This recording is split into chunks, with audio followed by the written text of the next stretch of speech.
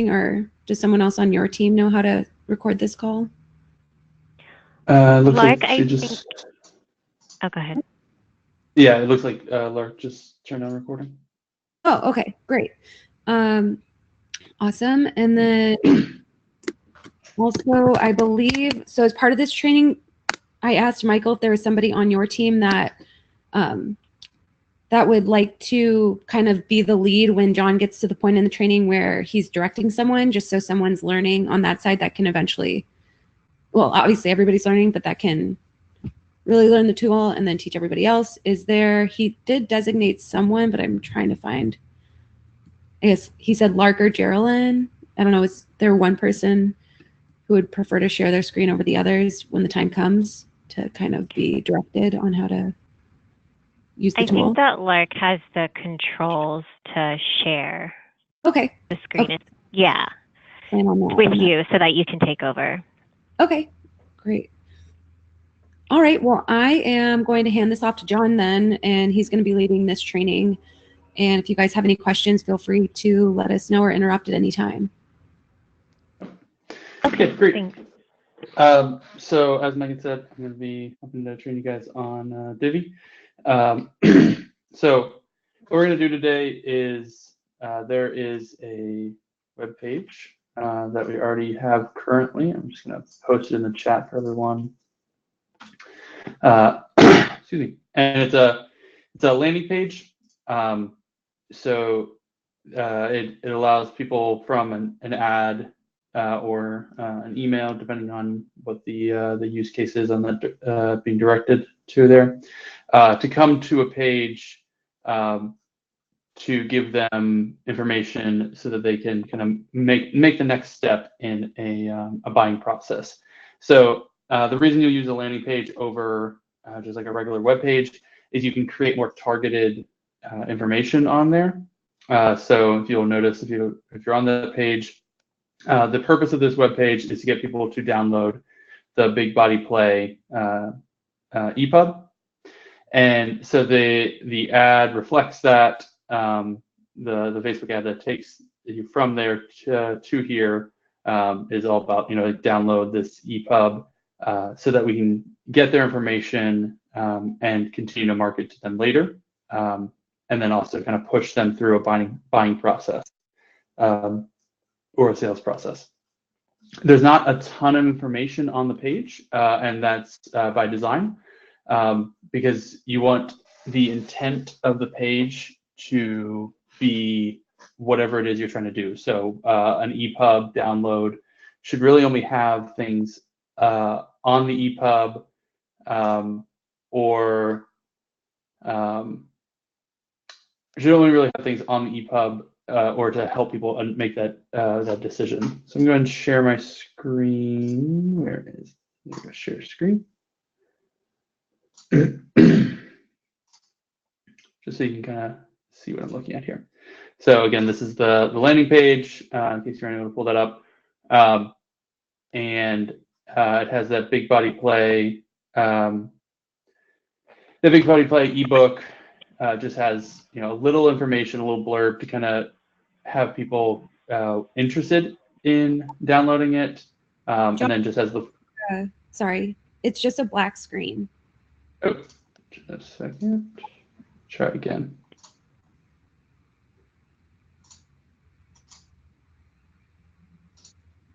Do you see a screen now? I don't. Does anyone else see anything? No, looks like Lark said. Interesting. Okay, No. just 1 second. Share screen.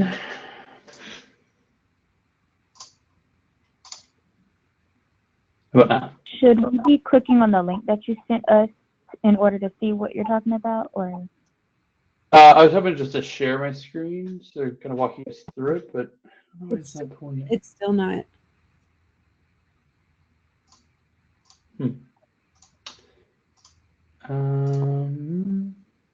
Megan, can you try? Maybe it's just something on my. Actually, maybe this is it. Try that. Let me try this one more time. Oh, yeah, that looks like it worked. Okay. So everybody can see the page that says resources now? Yep, looks like they can. Awesome. Okay, so this is an example of that landing page that I was talking about. So it just has a hero image, and then it gets right into that resource that we want them to download. It just has like a little blurb about the EPUB that we want them to download, and then a form to get them to download that, and then just a little bit of takeaways about that or from that EPUB, just to kind of reinforce that we want them to get that. So it doesn't talk about membership. It doesn't talk about book sales. It doesn't talk about anything other than exactly what it's designed, what the intent we want them to do, just to kind of push them partially down the sales process, essentially. So this is what I'm going to have you guys create today is this page. So we've created a number of different landing pages through our relationship, and this one does very well in terms of conversion rate. It looks good, and is relatively easy to create. The only difficult part is this resources text here, which I might just have you guys skip because we can do it a different way. That's a little bit easier. And we're just going to have you guys create this, kind of talk about how this form works, and then go from there. So the other thing is from this, so there's this Big Buddy Play. I believe it is, if I go to pages,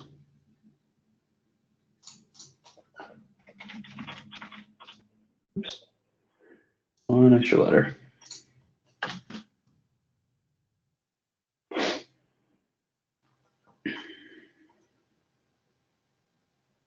Okay. So the other thing is after they fill out that form, they're taken to this page. You want to have a thank you page, partially because of tracking for like Google Analytics and things like that, but also because it allows you to kind of set the narrative for that next step that you want them to take. So obviously we want them to download this EPUB, has the free resource. Makes it really easy to understand how to download it. You just click the big red buttons. But also, that's where you can also talk a little bit about becoming an AC member, kind of pushing them down that next step, so that they can. Oops, sorry, it's scrolling a little faster than I was expecting. They can click the learn more, and they're taken to where they get more information about becoming an AC member or renewing their membership.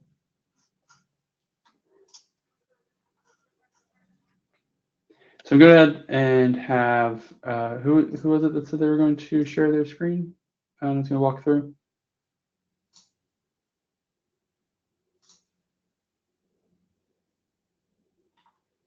I believe it was Lark was going to. And then are you just going to have him, do you want to send him the link? Yep. So I'm going to have somebody share the screen, and I'm going to walk them through how to create the page, So that background. they can get comfortable with that. John, quick question. This is Henry. Who has access to add users to the system? Just 1 second. Let me take a look. So it looks like the admins in here, other than us, so Michael, Henry, and Audra are admins, and anybody who's an admin can add users. Okay, so that means I can add some of my team members here. Great. Correct. Yep. Is there hi, Geraldine. It's Geraldine here, and I think I have Audra's login, so it's not under me per se, but since my computer kind of remembers the login from the last time we used it, I'm able to go in. I might need to change it because I don't know exactly what her password was, but it did let me log in. Okay, and it's still connected to her email address, so we'll have to update that. Yeah. Geraldine. I can do that. Right. Okay. Perfect. Henry or Geraldine, do one of you want to do the share screen instead of Lark, since it's mainly a marketing and creative tool? Sure, I guess I could do this screen share. Let me try this.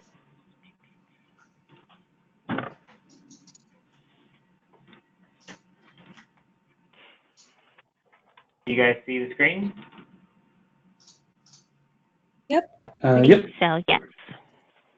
Perfect. Great. All right, just 1 second. Just trying to make this a little bit bigger. Okay, great. So awesome. So I see the already loaded in there. So if you want to go to pages, so this is where you typically go on the left sidebar. You go to pages and all pages, or you can just click pages either way. So this is where you'd go to create a new landing page or thank you page for that. Just 1 moment, I'm just trying to get back to that. Okay. And so the one we're going to recreate is the EPUB. So go ahead and click Add New up in the top left.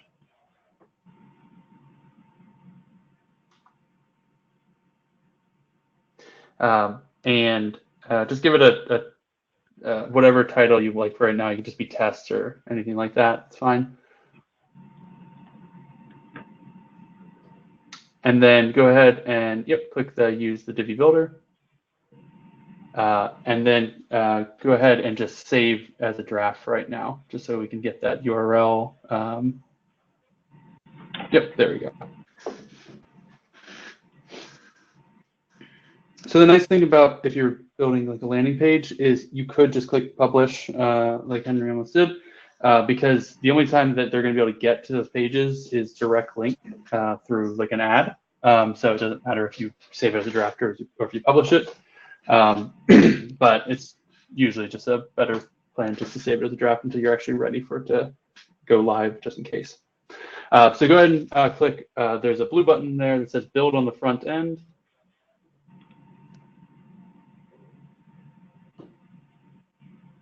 And so this is going to be one of the easier ways to build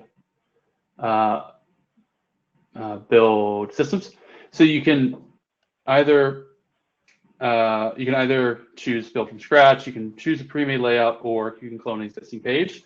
So the nice thing is that in the future, once you guys have some of these templates already built for your own landing pages, or just taking the ones that we've built in the past, you could actually click clone existing, just take the EPUB that I built already, and then just swap out images and things like that. And we'll get to that a little bit later. But for right now, I want you to be a little bit more comfortable with the system. So if you go ahead and click choose a pre-made layout, I'm just going to show you what that kind of looks like. So Divi has a ton of layouts that are pre-built, and you can scroll through them, you can search them, they have categories, things like that, although the categories are kind of loosely related. For instance, like the one with education, it's just the type of images that are going to be automatically added, but it's not like you can't take a lifestyle or health and fitness and adapt it to education. So it's kind of like a loose connection there. But there's all these layout packs, and if you just go ahead and select one of those and choose whichever one you want. So as you can see, there's a ton of layouts that are actually in the layout pack. So they have ones that are specific for more like blogs or contact pages, and then other ones that are like their landing pages, but they're going to show you first usually. But there's also like the home page, pricing pages design. And those are going to be kind of tailored more towards the type of category. So it's not going to show like pricing on the education page, for instance.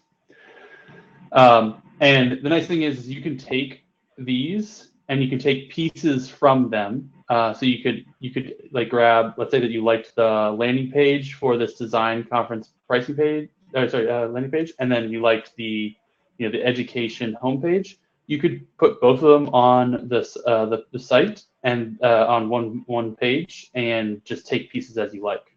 So let's go ahead and just choose one for right now and just kind of get you familiar with that, what it looks like. Just choose any layout and then click use this layout on the green button there. It's just going to import that in. And just give it 1 minute.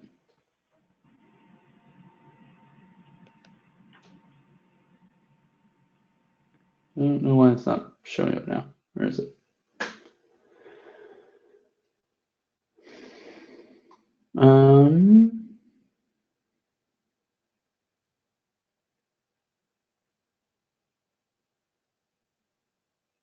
Go ahead and click publish. I just want to see if maybe there's something wrong with the save or something. I can't get rid of it.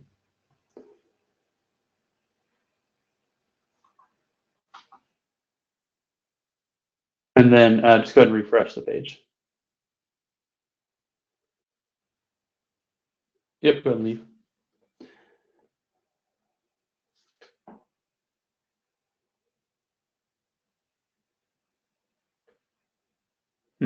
I do not know why that's not working. Go ahead and click Exit Visual Builder.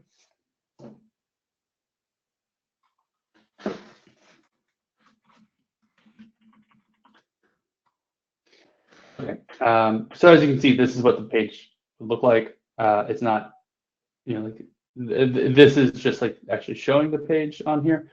I don't know why you can't use the Visual Builder right now, because I was just using it earlier today on the page. But it's good. Yeah, just try clicking it one more time.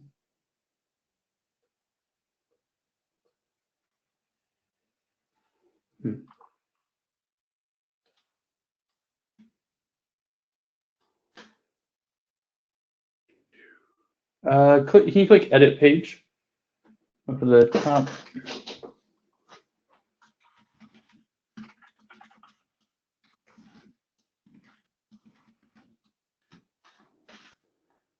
Okay. So this is the back end of it. So there's two different ways to sort of edit things in Divi. You have the back end editor and the front end editor. The front end one is more of a visual one. I'm not sure why it's not working right now. Just going to make sure it works on mine. So then I can always just take back control and show you what that looks like. Yeah, it's working fine on mine. I'm not sure. But the back end editor is going to be more individual blocks. It's going to show you kind of like the page layout, like you see right here. So blue being a major section, green being rows, and then gray being modules, so like text, pricing, images, things like that. And basically the way it works is gray lives inside of the green, and then green.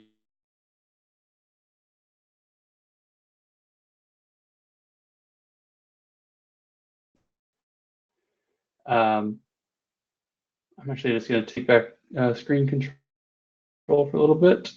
Don't know why that wasn't working, but that way you can at least see how the Visual Builder works.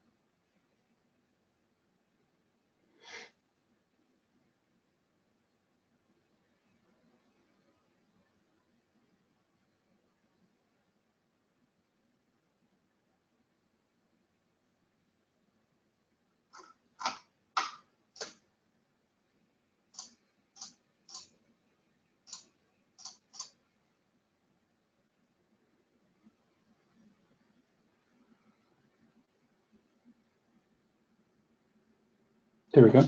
Okay, so this is what the visual builder looks like. Where'd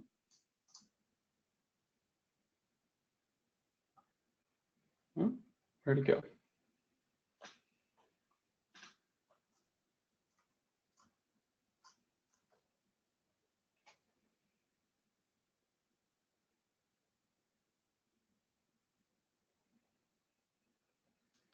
Okay, I'm not sure why that's not working.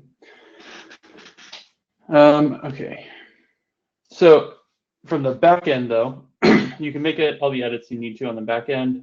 I'm actually just gonna see if I can just update Divi real quick. Maybe there's just an issue with that. But on the back end, you can make all the changes through here. It's just a little bit more, I guess, technical. It's just because you can't actually see what you're doing. You can't just like drag and drop things. But you can still come in here and make all the changes you need to. So for instance, this is the NACCE logo I added. And that's like on the image. But then there's also the background colors are all in here. Sorry, For the section. The screen share looks a little bit like it's lagging or something. We're not seeing any logos. Oh, okay, sorry. So this is the logo. It's a little hard to see just because it's a white logo on gray and white.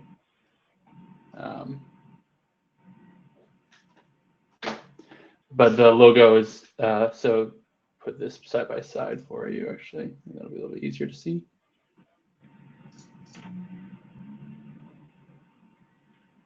Okay, now we're getting there. I think it's just slow for some reason, the connection. Okay, so so for instance, this blue bar up here that has the NACCE logo corresponds to this top section here. So there's this blue section, and then this image is this NACCE logo image here. So you don't need to edit it too much if you're just duplicating landing pages and things like that, which here is what we can show you now, since I don't know why the visual builder is not working, but that would probably be like, this is the way that you'll typically use Divi in general anyway, is to duplicate a page. So there's two different ways to do that. So you can either come to the landing page that you want to duplicate. So for instance, this EPUB one here. You can just click clone.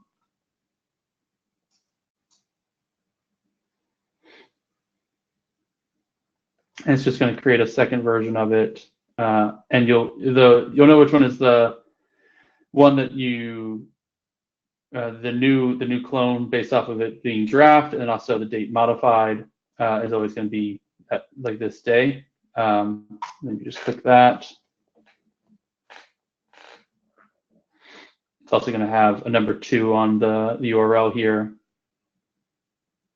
So let's say that we had a different EPUB. So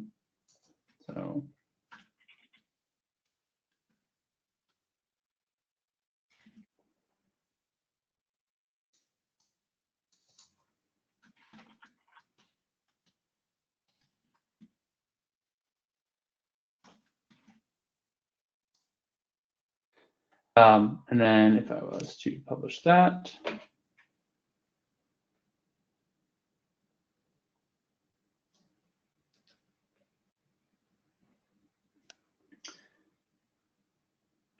just one moment while it loads. Okay, so now if I'm on the back end here, I can come in, scroll down a little bit, and you'll see there's this part that has text and then images. And this image on this right side is the EPUB image. So when you're creating a new landing page with an EPUB, you would come into here and just change this image.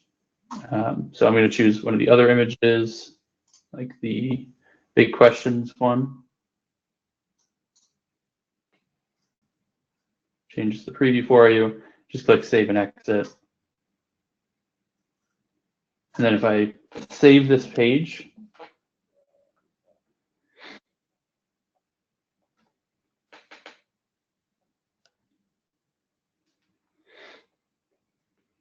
and then go to that new link,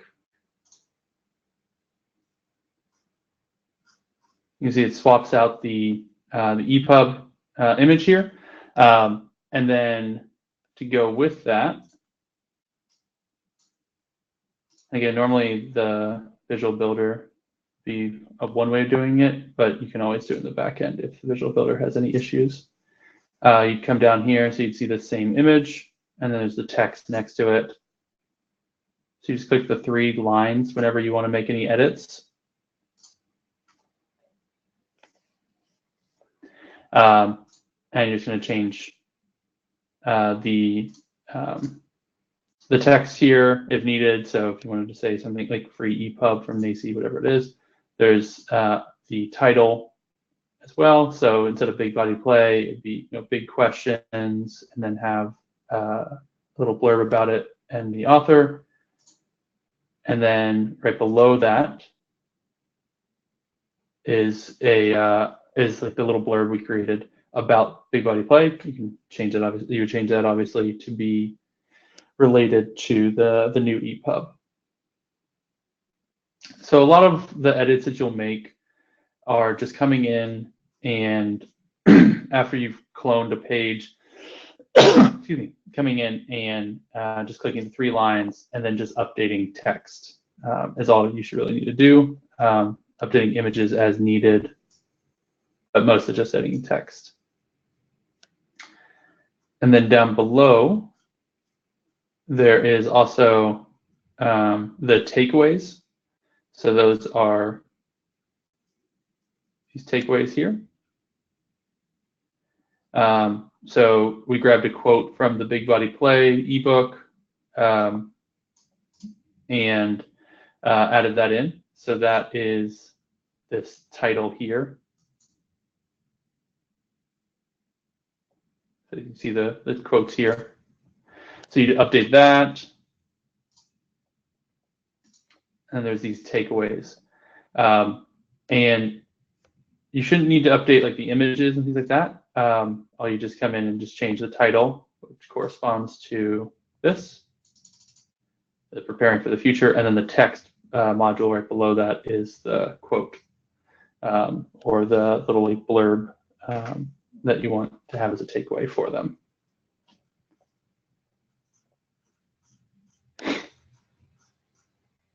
And then I think Megan, did you say that did you message me that you had the kind of like the UX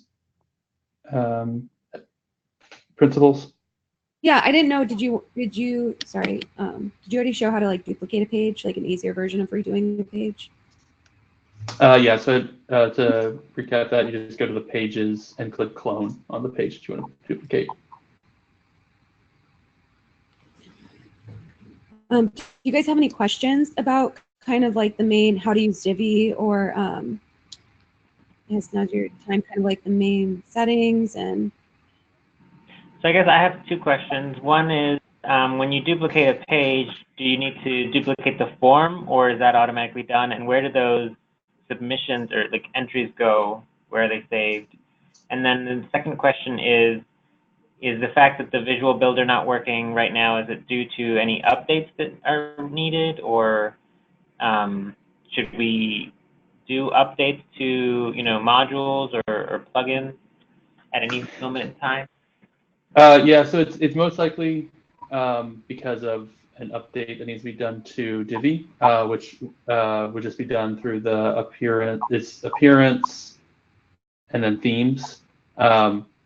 There's normally I think the issue is that the API key is not reading correctly, which isn't normally an issue.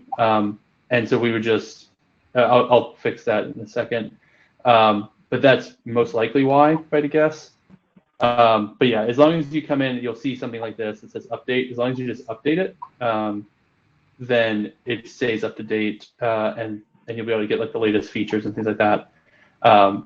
And just looking at this version number, this is a little bit out of date. And I believe that was one of the ones that had issues with Visual Builder, so it'd probably be why it's having an issue. But I can fix that in a little bit. And then to answer your form question, you would need to update the form, create a new form. So to do that, you just come to the forms area. And as you can see, there's a couple different forms in here. And there's ones for the big body play.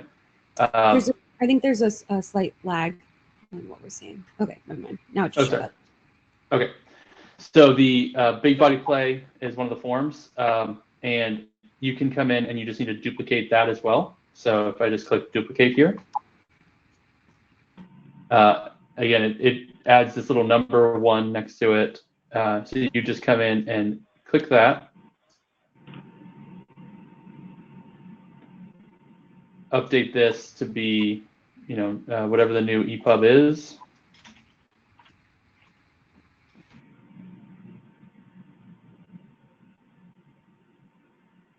Then you shouldn't need to make any changes.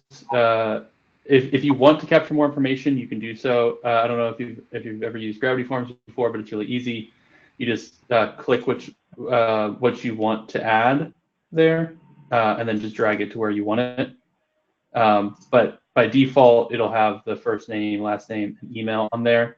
And then this GA campaign we use as a field to capture information about where they come from. And we use it for our reporting. It isn't necessarily necessary for you, but it is useful information, and it doesn't hurt to have it on there, basically. And it's a hidden field. The people never see it. So if I'm looking at this EPUB, I only ever see first name, last name, and email, the form. But on the back end, if I was to look at an entry from that, it would actually tell me where they came from, like what Facebook campaign, and get information that way. And then the only thing you'll need to do to update the form on the page would be to, if you grab this number 12 here in this orange box at the top, you'd come back into the EPUB, your new page, for instance, this one that's just a new EPUB. And right next to that EPUB image,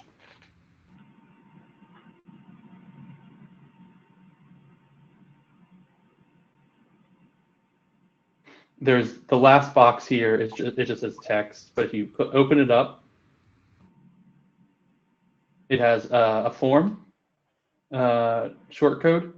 And so you just need to update this ID number to reflect this ID number here. So for instance, this one would get changed to 12. Oops, can't type. 12.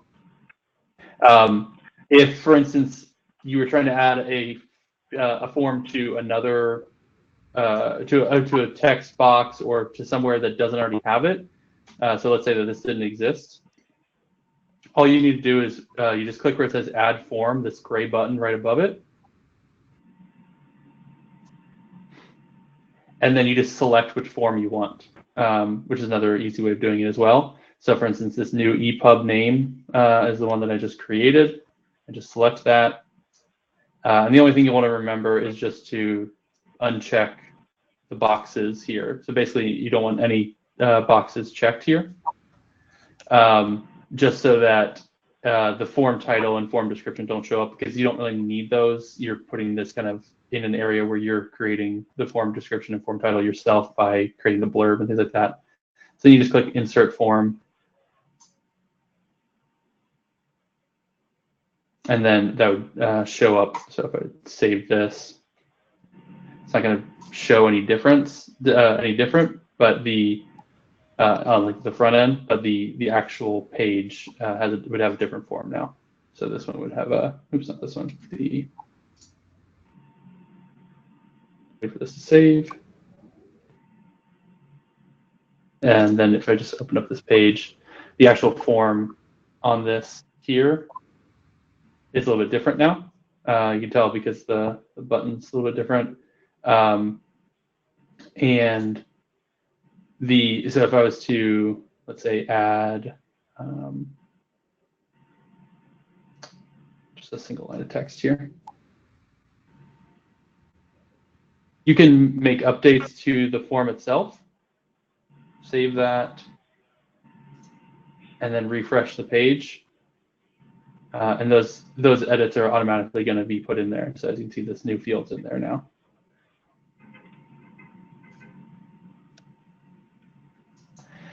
There are a couple other things you need to do for the confirmation. So you come into settings, then confirmations, and then click the default one. So after you create a landing page, you also want to create a thank you page, and then you just select that new thank you page. So there's the thank you page here. There's one that's specific to the observing, planning, and guiding. There's a thank you page for renewing your membership. So you just create a thank you page and then tie that to that EPUB so that you can select in here, and then whenever that form is submitted, it will take them to that new thank you page. And you just want to test every time you create a new page and new form. You just want to test that everything works out and that all the forms work, the buttons work, they go to the appropriate places, all that stuff. Okay. Megan, can you? Oh, sorry. Go ahead. So what about who gets notified when someone completes the form? So if you go to notifications, it's on a form by form basis. So there's this notification setting. Go to that. So by default, it's the admin email, but you could change that, or which I believe would be, I think that might just be, yeah, currently that's just an email to Optimal. It's just it just goes to essentially a junk folder because those are being imported through a different process. But if you wanted to get information about each person who fills out a form, which probably you wouldn't want to for an EPUB just because there's so many forms that are going to be submitted there. I think there was like 2,000 that have already been submitted on that, the newest form alone. You can add in extra ones. You just comma and then type in John at Optimal. I guess my question is where do those names come in? Like what are we doing with those names? So those names are added, I believe, to the email list. I forget where they go exactly right now. It's been a while since I worked on the account. Megan, do you ever remember where Michael puts the emails? I believe we use them in SharpSpring. I'm not sure what he does with them, but then the other thing that we mainly use them for is we download the entries to cross-check how many of our leads turned into members on their end.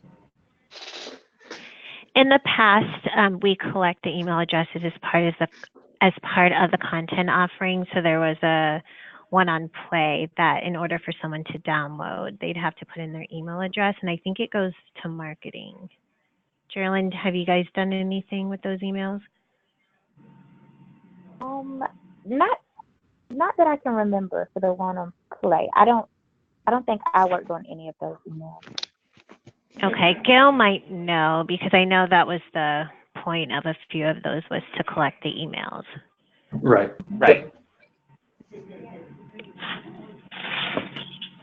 And some of the ones that we've been doing more recently, some of the Facebook campaigns we've done more recently have been exclusively to people who have been NACCE members in the past but haven't renewed. So we send them to a particular page. So we already have their information. It's just trying to remarket to them for re-signing up for that. Right. Megan, do you want to go ahead and just run through that UX stuff real quick while I try to figure out why the visual builder is having an issue? Sure. Awesome. Okay. Let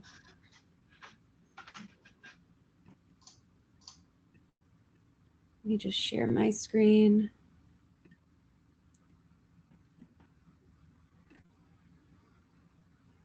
Oops. 1 second.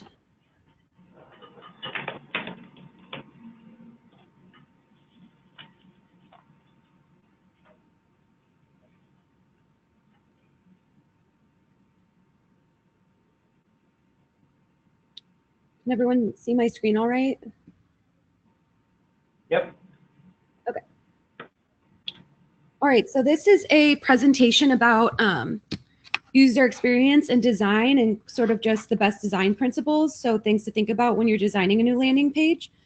I didn't create this presentation, so there's some things that I might not be able to explain, but I will send this over with the presentation notes at the end of the meeting so that you guys can reference back to it.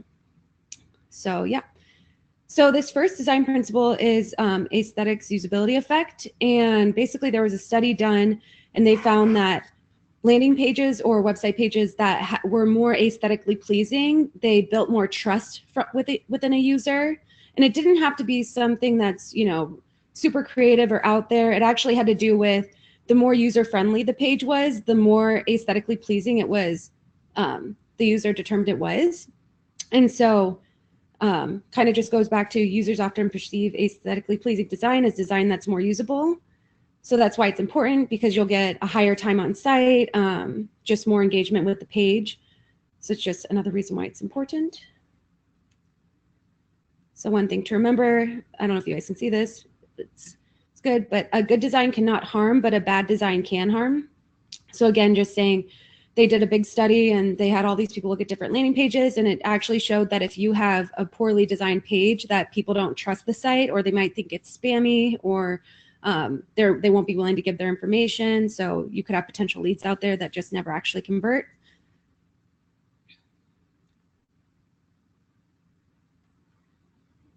It's just somebody who doesn't know how to use it and is frustrated.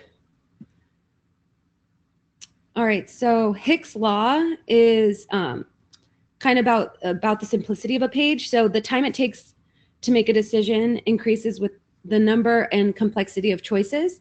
So this is just a reminder to keep decisions, don't have a ton of call to actions on the page. That's why kind of landing pages are important, because you can pull away the navigation, you can pull away all this, you know, different links to the different social pages like Facebook and Instagram.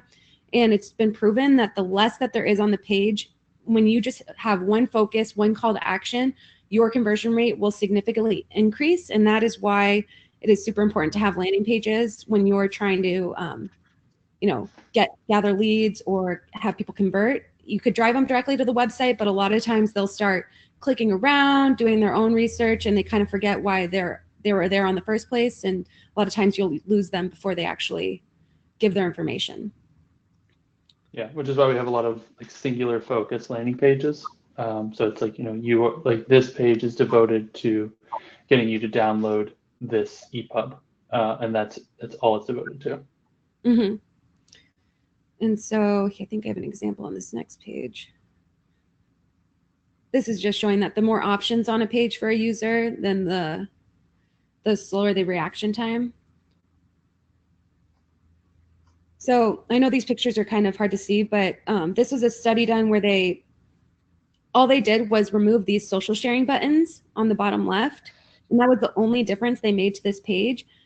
And by removing that from its product pages, that increased the increased the number of add to carts by 11.9%. So it's simple, but it's just, you know, that was just one way that people were, you know, getting off track or leaving the site. And this way, just by removing that, so even something that simple, you can drastically improve the performance on the page. And let me know if I'm, John, am I talking and it's lagging from what you guys are seeing? Because I know that was happening with yours a little bit. I haven't seen that as much, no. Okay. Might just be my connection. Yeah. All right, so this just says basically the objective of Hick's law is to try and simplify the decision-making process, not to eliminate that process, but not to eliminate the process entirely. So it's really, don't get carried away with, there might be like, oh, well, this would be a good opportunity to show this other content offer or this other part on our site. But really what's the main goal is what you want to remember. Is it that you want to collect their information and then nurture the lead? Or is it that you immediately want to turn them into a member? Or you kind of have to think about also, where are people coming from to this landing page? So if it's a landing page where you're doing outreach on Facebook, most of the time, maybe this is the first initial touch point. So you want to do a softer ask, such as a content download, because then they're more likely to give their information. But if you're doing outreach on Facebook and this might be the first touch point or visual that they see associating to your company, you don't want to ask them to be a member right away because they're not that far along the funnel. So then that's just one thing to consider when building out landing pages. Feel free to hop in with any questions if you guys think of any as I'm going along. So this next slide is about Jacob's Law. So this is about users spend most of their time on other sites. This means that users prefer your site to work the same way as all other sites they already know. So they did a study and they found that users, they don't, I know there's all these developers out there and designers who want to create the best and the newest website with all these kind of really funky features and pop-out methods. But a lot of times, like if you look at a lot of websites, they all have a similar design. And if you click up in the top right, that's where your add to cart is usually. I mean, this is like for e-commerce, but you always look to the top of the page to go back to the home or look for About Us. And so users just have in their mind where they have an idea of where things should be. So you should try to kind of always stick to that. Usually the logo is always in the top left. There's a footer on the bottom of the page. The most important information is at the top of the page. So really kind of sticking to you can go to any of the top websites and you'll see that they all kind of look the same. And so just sticking with, simple design principles like that, you don't have to recreate the wheel. And most of the time the user will actually convert better and stay on the page longer if it looks like a site that they're used to. So that's just something to consider. Miller's Law. So the average person can only keep 7 plus or minus 2 items in their working memory. So this is kind of about how you position things on the page and how many things you decide to put on the page. So for example, when you're doing call outs, you don't really want to do, I mean, to me, this seems like a little too many. How many is that? 1, 2, 3, 4, 5, 6. I guess 6 is fine, but you don't want to have a list of 10, 13 different bullet points. You really want to keep it for each section between 3 to, I guess, 7 at the max, but really like they have 2 easy to set up, easy, is it relatively inexpensive, like 2 call outs there, 1 call out here with just 6 little bullet points. So kind of remembering that that's how people's brains work. So trying to keep it simple and high level, and you'll see a much better performance on the landing page.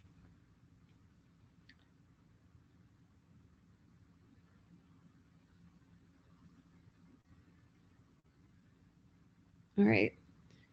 So serial position effect is that users have propensity to best remember the first and the last item in a series. So that's kind of where you want to position also the most important information on the page.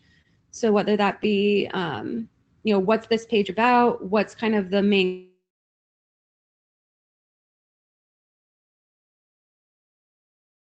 maybe that's where your call to action is, or just a reminder that if they skipped over your call to action, it's another opportunity to say join or donate or, directing them where they need to go. So these 2 areas are the most important. And that's another reason why a lot of people put their logos in the top left, because if that's all they remember, at least they remember the company name.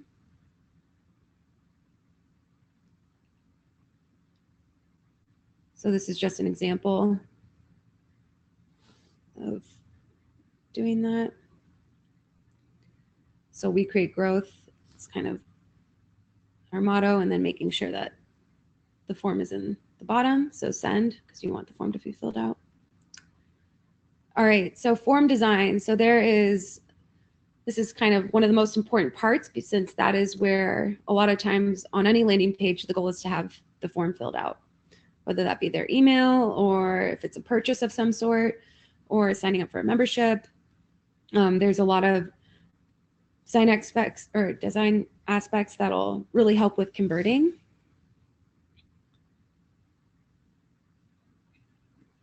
So here's just a lot of examples of do's and don'ts.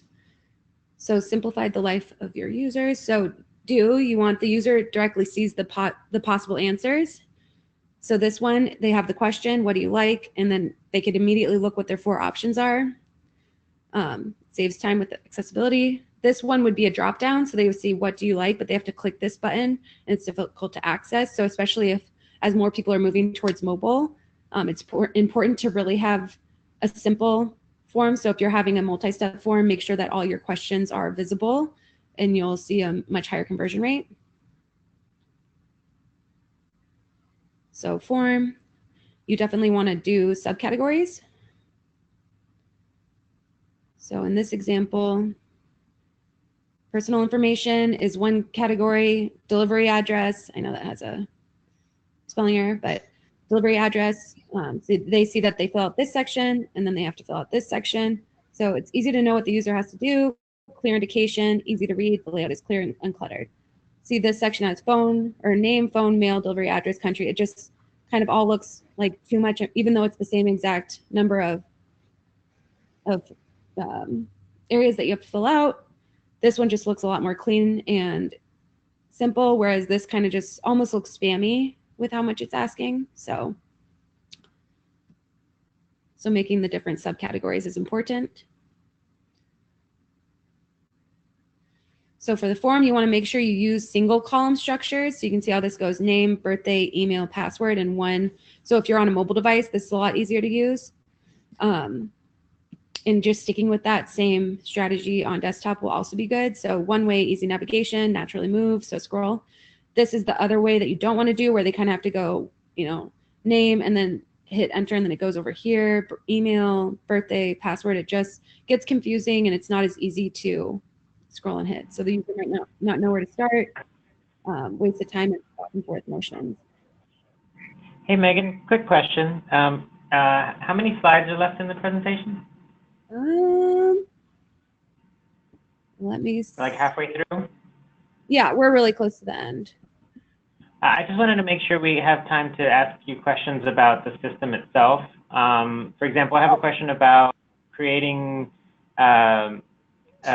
maybe like a small site that has 3 or 4 pages, and how to build navigation for that. And also about pages that are existing and published. Do we ever unpublish these pages?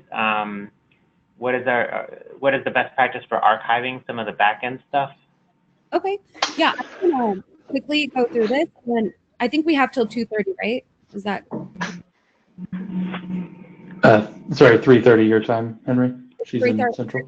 We have 3:30 on. I could scroll through these pretty quick, and then we can go straight to that. So. Sure. Great. I'll go quickly. Yeah, it looks like we only have about 10 more slides. Okay. So again, for this one, so you want a higher contrast versus this lighter contrast so that they can see. So this one has, a weak pixel, less engagement, but when you have a higher contrast, or high contrast, high reaction. And then error messages on forums. If you want to have the error messages directly under each, wherever, if they, forgot to fill out the full name or their email, you want it there. You don't want to have a list of error messages at the bottom. I don't know, I'm sure you've seen that in some cases, and it's difficult to, it's just difficult to know exactly what you messed up on. And then this just goes through, keeping it simple, basically one thing per page.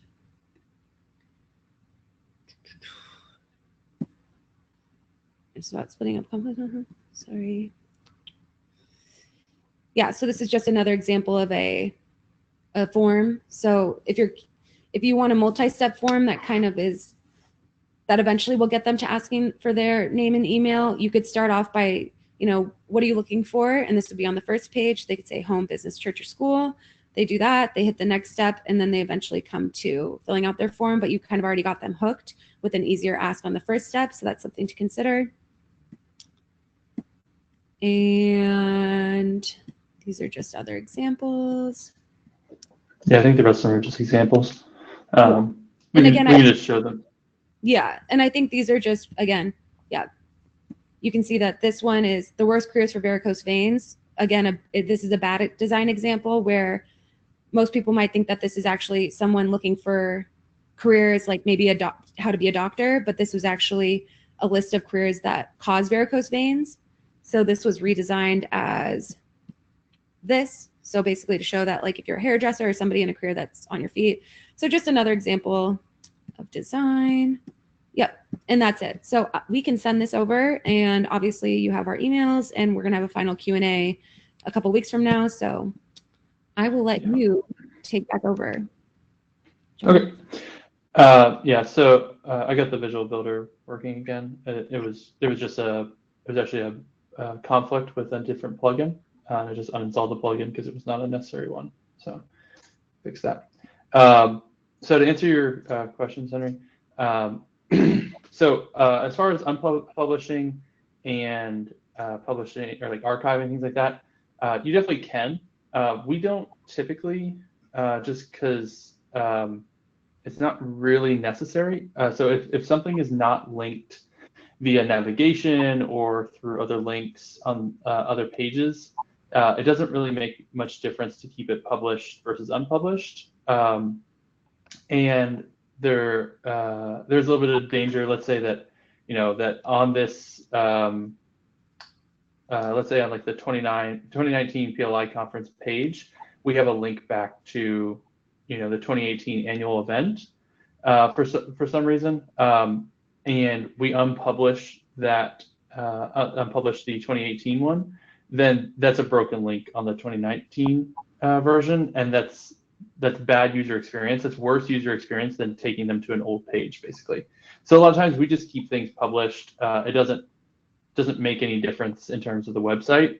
Is there a way that if we archive a page that a redirect is created for anything that's linking to it, directing to the new version? So you can create a redirect. So let's say that you wanted to unpublish one. It's under Tools, and then Redirection.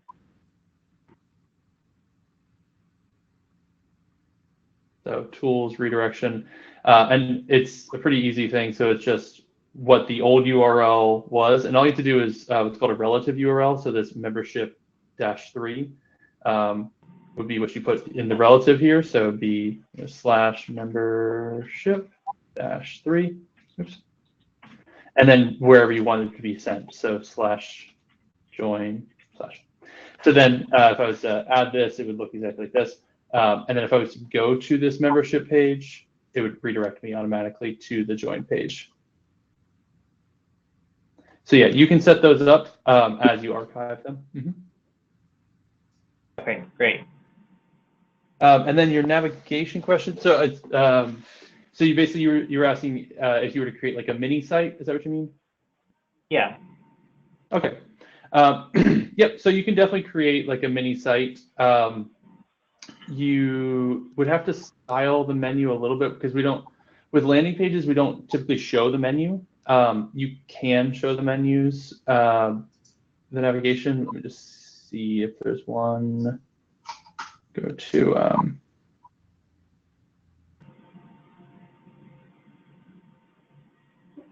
maybe one of these giraffe ones might have it. Okay, so this is what the navigation currently looks like. Obviously, this is not very nice looking, and it's just showing every page on the site. But what you would do instead is if you came to Appearance and then Menus. Sorry, it's lagging a little bit again. So if you could. Oh, sorry. Yeah, I was trying to go a little slow on that. Sorry. Okay, so Appearance is on the left sidebar, and then Menus is one of the options. Yep. So you'd create a new menu name. So let's say this is like main menu.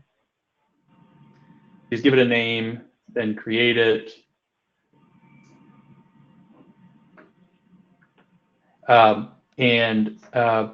What you do is you choose which landing pages or which pages. So if you created like a home page, an about page, and like a join page, you select all three of those, and you just click the check boxes. Let's say that each of those were what I just talked about. Click add to menu. And then all you need to do is just check the box here that says primary menu. And so that would be to make it become the new main menu. So if you just save that.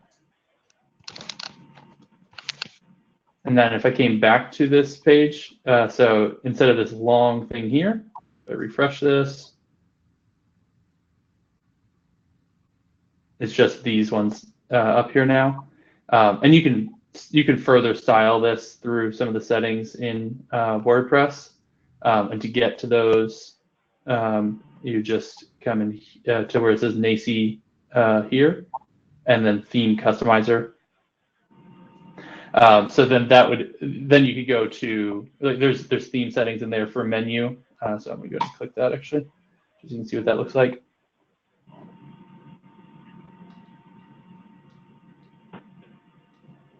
There's this header navigation area. And this is where you can update the primary menu bar. So go ahead and click that. And this is where you can change the background colors and things like that. So if I didn't want it to be white, I could come in here and let's say I wanted to be kind of like have some opacity or something. I could do that. I could change the text color to be white itself. Actually, I'm going to make this like that. So you can come in and change a lot of like the colors and the backgrounds and different things like that. The fonts, the font sizing, all that is in these settings, and they're really easy kind of sliders and color pickers and font choices and things like that. Does that make sense? Yes. So going back to Awesome. when you said that you could build a new page based off of a theme, if you picked pages from different themes, would they look like different themes, or would they take the main theme that you're using here? They'll look like different ones, yeah. So you'd have to update some of the fonts and things like that to match. The nice thing is, so if I go into the front end builder here, so we can go back to this now that this is actually working, I can show you some things to make it a little bit easier to mess with those. So come into the page, click either edit via Visual Builder or build on the front end. And I think it's just going to refresh. Just one moment. There we go. Sometimes it does that. I have no idea why. It does that on every Divi page. It'll just sometimes refresh at the very beginning. And then whenever this comes up, just click Don't Restore. It doesn't really matter either way. It's just easier, just click Don't Restore. So this is what the Visual Builder looks like. So I highlight over things to make changes. So if I actually just click onto this, I can start typing the sentence, and I can make changes directly from there. And then all I'd have to do when I'm done is if you click the three dots here, this other bar will appear, and you can leave that up if you'd like. And you just want to click Save to save those changes. But let's say that you did add in so I'm going to go ahead and add in a layout like we were talking about. To do so, you can click this plus button, this purple plus button here in the menu. And I'm just going to choose a pre-made layout.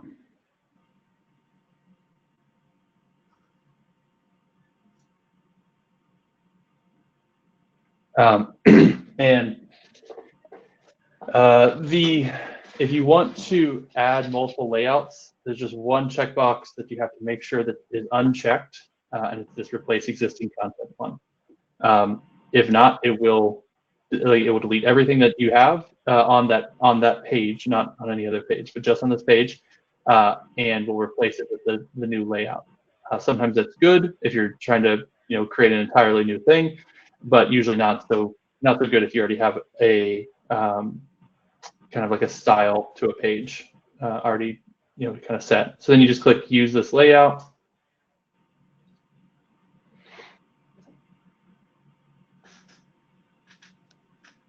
And it can take just a minute to import some of the pictures and things like that, because it'll actually grab the pictures from that import and save them onto the library. So sometimes it can just take a minute.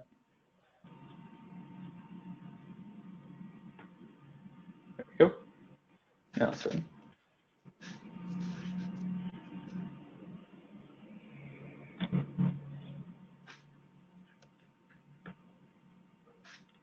I think I chose one that had a lot of images by accident.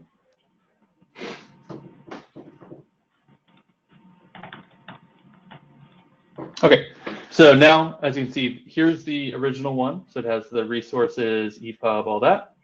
And all it does is right below the end of that page, it adds in everything that I just imported. So I imported an entire page onto here. So there's like video modules that look really nice. There's these what are called blurbs, where it has like a little icon that you can change out, text, all that stuff. And to make edits, you just click the gear button. And you can make changes to the text here. And you can change out the icon that's associated with it as well.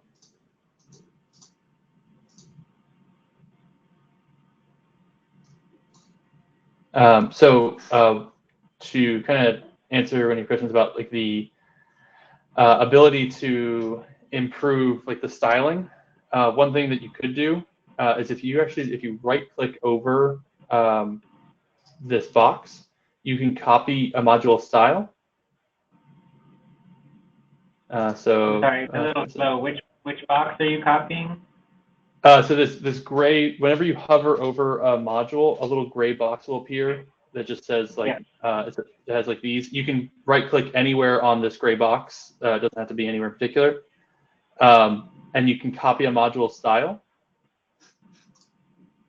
and then you can actually paste that in if you do the exact same thing. So if I came in here, these are actually different modules. I'm not sure if it'll work, but I can show you exactly what that would look like. So then you just right click again.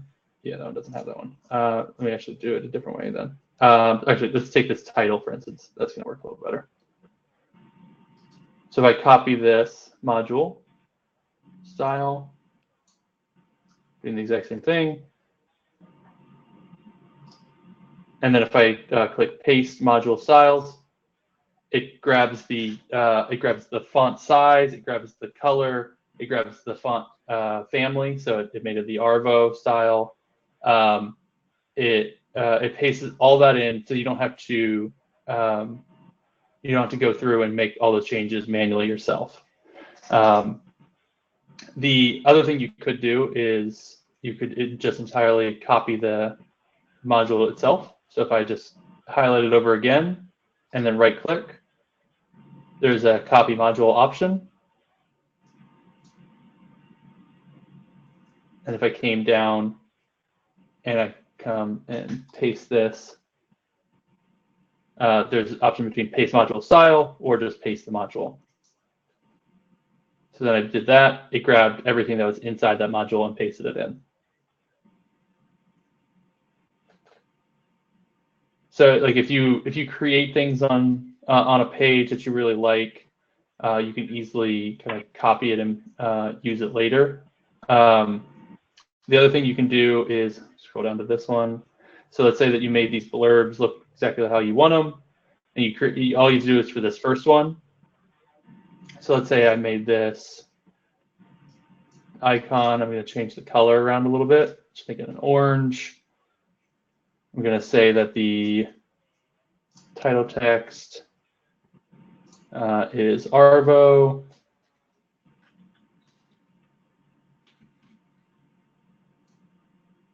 And the title text size a little bit bigger. So then this one's very different than these ones. Instead of having to copy this module and paste it into each area, what I could do is I have a couple options. I can either click this duplicate module option, which is the 2 boxes here. So there's a box and then like a box on top of it. You just click that and it duplicates it. And then I can actually just click and drag and drop wherever I like it. The other option is that I could actually, if I right click this, right click, again, that's anywhere on the gray box, it doesn't have to be anywhere in particular. I can click the extend option. And I can extend the styles from this blurb throughout the entire page, throughout just this section, or just this row, or a column. So a column inside of a row, which lives inside of a section, which lives inside of a page. So you can kind of think of these as like getting smaller as they go down. So I'm going to go ahead and do it to the entire section and click extend. And all of these yellow ones here, this web development, photography, business strategy, are all going to instantly change to orange. They're going to have the new font size, the new font family, all that stuff.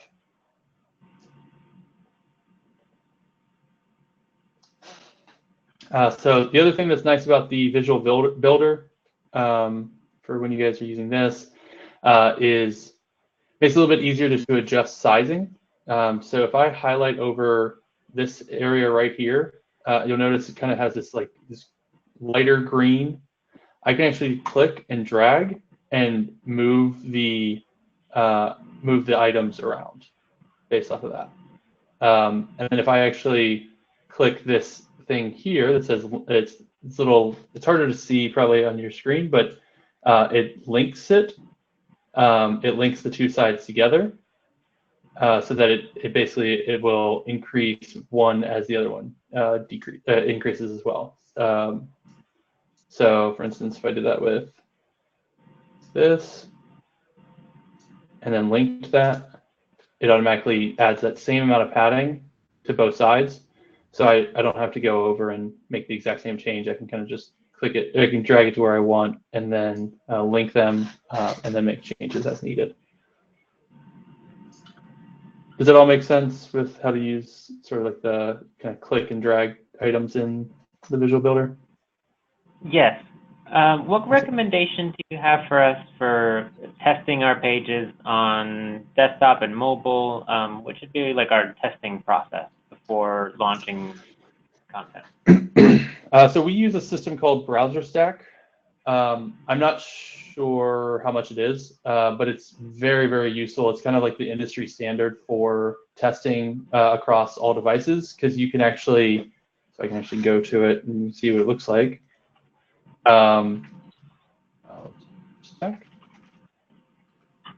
It allows you to track, or sorry, to see how a website is going to look across, where's all the different ones?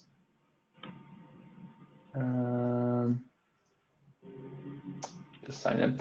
It allows you to do across, every Apple device from, I think they have ones, I think it's all the way back to like iOS or iPhone 5, I want to say, is one of the last ones. So basically every modern iPhone, as well as iPhone 5S is the ones they have. But you can highlight over it. You can click Chrome or Safari. You can change it to Android and get all the most popular Androids, Windows, across multiple browsers and versions, and Mac as well with the same type of things. With the template, with the DivX templates that you've used so far, have you had issues come up that you've had to fix or adjust? Not too much. It's actually pretty mobile responsive to begin with, which is nice. And then there actually is an option in the Visual Builder, and this option isn't perfect, but it'll get you probably 95% of the way there. there's these options to see what the web design looks like on tablet and on mobile as well. So actually it will shrink the page down, and the reason this one looks bad is just because I messed with it a bunch already, kind of broke their fixes already. And then if I go to mobile, it'll shrink it down even more. And again, this isn't perfect at showing what the page is going to look like, but it's pretty close. So sometimes what we'll do as just like an initial one, if we don't need to be like perfectionists about it, is we'll make the changes on these, or we'll look for changes that need to be made on here, and then pull up. I'll have Megan look at it on her phone, and then I'll look at it on my phone, so we get an iPhone and an Android, and just kind of look at it at different sizes. And then there's actually, so for one thing that Divi has as an option is, for instance, this. So like the fact that this is messed up right now, if I click the green, like the row itself, which is what's most likely messed up, and I click the edit, I can go to design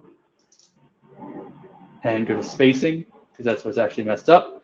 And if I highlight over the margin here, there's this little phone option that you can click. And what that allows you to do is actually set different options for each either desktop, tablet, or phone. So if I change this to a 0 and link those together, should fix the issue a lot more. I don't know why this is pushed over so much. That's because I did something.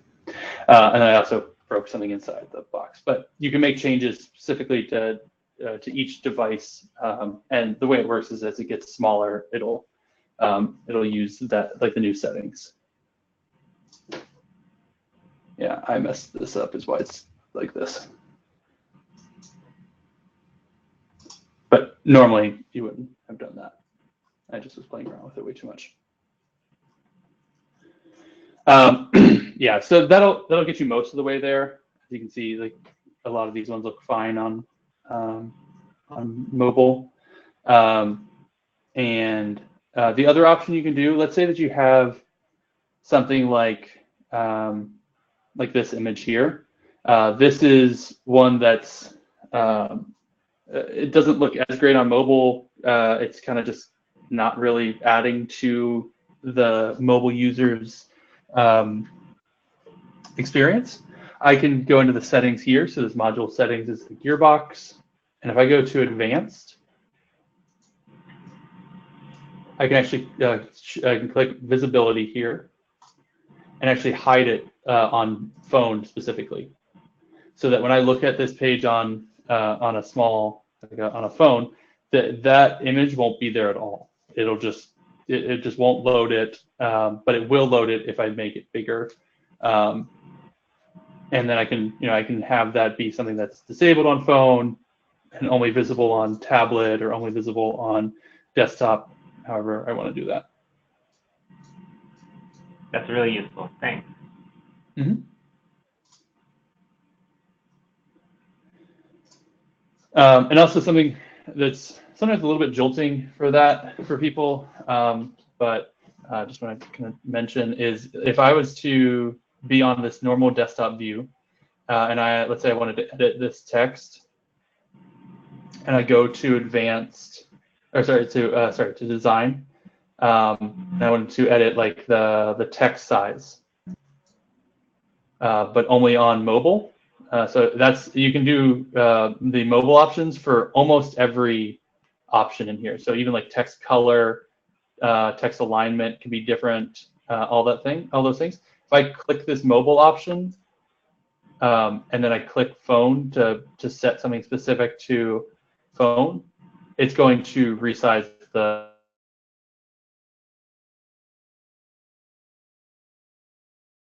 a jolt that first time that happens, because it's you're like, wait, what just happened? But it tries to make it where it's like it actually shows the right part, but it's possible that it might might show it like this. So you just have to scroll down a little bit first. But yeah, you can make changes for mobile for text color, text size, all kinds of different things.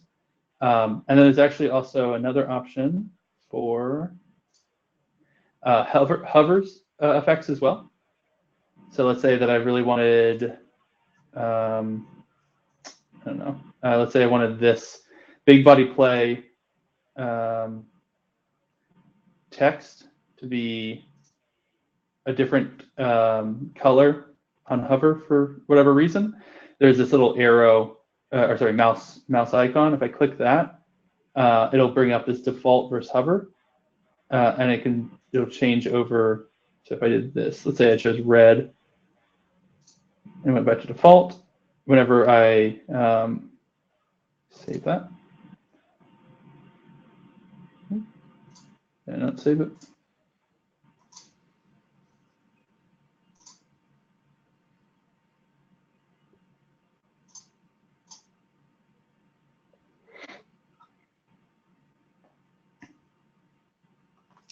Whenever I go to test that out, should change to red. Yeah, there we go. So then, so you can do the same with all kinds of different things in the system. Really allows you to have a lot of different choices as you're playing around with the Divi system.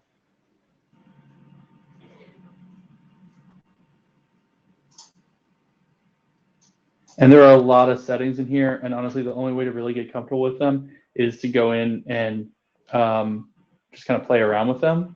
I'd recommend just kind of, having your own personal page that doesn't really, isn't linked anywhere or anything like that. And then you can kind of just click through each of the settings and see how they all work. So you can add borders. You can even actually make, if you really want to, you can make text rotate. You can do all kinds of crazy things in Divi. And so it's kind of whatever you want to do there. And then you can always undo an action if you want to, or if you made a bunch of changes that you don't like, you can always press the X and just not save those. There's also animation that you can do as well. So when the item loads in, do you want it to slide? Do you want it to fold in, flip in, zoom? Not have any animation. It's kind of completely up to you. The only thing I would say about animation is that it's kind of like a less is more type of thing. Like animation can make your page feel really nice and improve the look of a page, but too much animation can kind of make it seem cheesy. So there's a little bit of a fine line there, and the easiest way to find that line is just to, when you create a page, have other team members QA it, and just kind of ask, what are your overall thoughts? Is the animation too much or anything like that? Because it's going to be pretty obvious right away if it's too much. Right. I was just thinking the same thing. It's like you're giving everybody the 48 box of crayons when they only need 8. Yeah, exactly. Thank you. I actually have to jump off the call, but thank you so much for all of the information that you shared with me, and I'll leave you guys to the rest of it. Awesome. Thanks, Henry. Hey. Megan, I think this is at the end anyway, actually, right? Yeah. So I think our plan was to wrap it up at 3:30. Is there anybody that has any last questions? No, this is really helpful. I've used DivX in the past. It's been a while, but it was a great refresher course. Thank you. Great. And then, yeah, I know we're going to do, we have a Q&A scheduled for the end of our training. So the next one's going to be Facebook. The following one after that's going, and I don't know if everybody's attending, but the one after that's reporting, and then we will do a Q&A. So it looks like, will you send us the slides though? We recorded it. Oh yeah. And we will send the slides over for that, what I shared. And then I believe we have an SOW on just the basics of setting up, a simple Divi landing page. So we'll send that over as well. Thank you. Yeah, no problem. Awesome. Right. Thanks, guys. That's it. Thank you. Bye. Bye. Bye.